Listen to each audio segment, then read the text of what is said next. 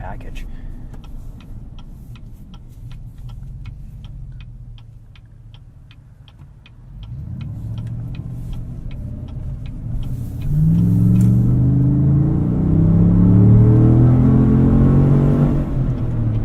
This V8 sounds phenomenal.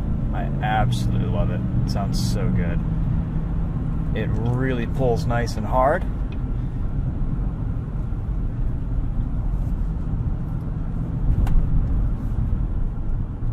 The brakes are phenomenal. Just an absolutely...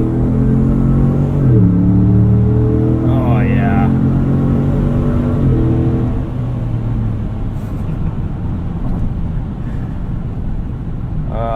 Great brakes, awesome pedal feel.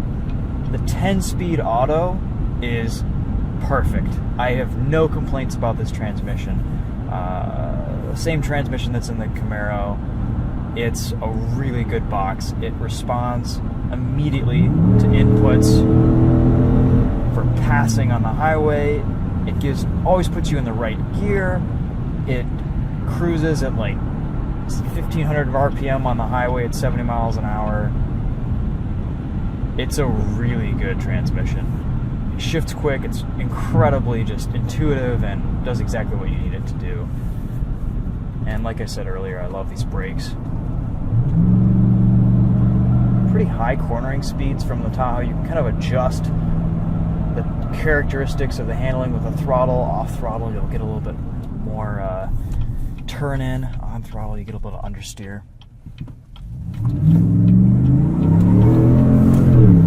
A lot of traction coming out of corners.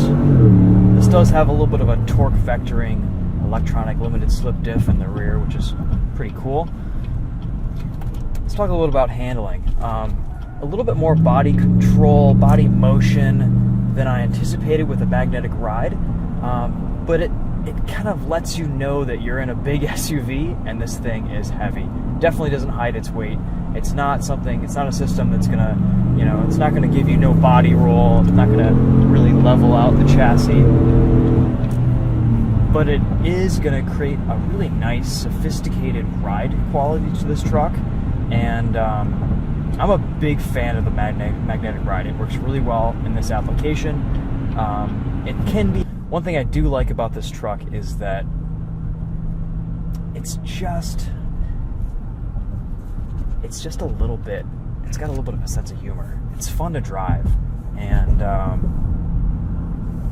it seems to be pretty practical as well. There's a ton of interior space in here. Really roomy. I mean, you can fit anything in these things. They can tow 8,000 pounds. It's a nice package. One thing I have noticed is a little bit tough to see in the dark here, but maybe we can turn on the light. But the steering wheel feels quite a bit off-center from where your seat is. Or maybe the steering wheel is centered, but the seat isn't. As you can see here, my legs are a little bit off the driving position. And it's just something that I noticed immediately when getting into the truck, and then it hasn't really bothered me in the last few days that I've been driving this around. But just something to note.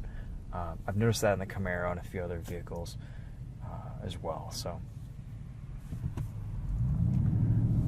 there's a lot to say about this thing. From a performance standpoint, it's not a